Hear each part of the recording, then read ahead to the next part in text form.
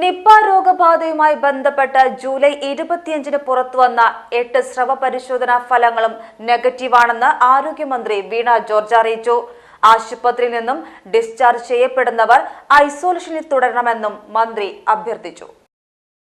Nipah രോഗബാധയുമായി ബന്ധപ്പെട്ട് July 25-ന് പുറത്തുവന്ന 8 സ്രവ പരിശോധനാ ഫലങ്ങളും നെഗറ്റീവാണെന്ന് ആരോഗ്യമന്ത്രി വീണ ജോർജ് അറിയിച്ചു.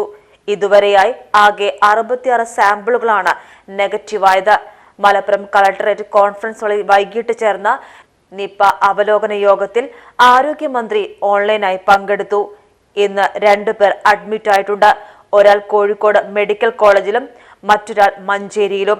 ആകെ 8 പേരാണ് ഇപ്പോൾ മഞ്ചേരി, കോഴിക്കോട് മെഡിക്കൽ കോളേജുകളിൽ അഡ്മിറ്റായി ചികിത്സ തുടരുന്നത്. ആശുപത്രികളിൽ നിന്ന് ഡിസ്ചാർജ് ചെയ്യപ്പെട്ടവർ നിർബന്ധമായും ഐസോലേഷനിൽ തുടരണം.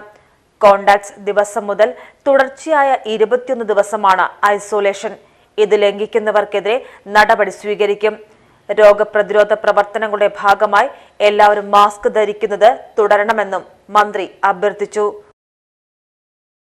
സ്മാർട്ട് ഫോൺ ഏതായാലും പൊന്നാനിയിലെ നമ്പർ 1 ചിപ്പ് ലെവൽ സർവീസ് സെന്ററായ സൂര്യ മൊബൈൽസ് ഉണ്ട്.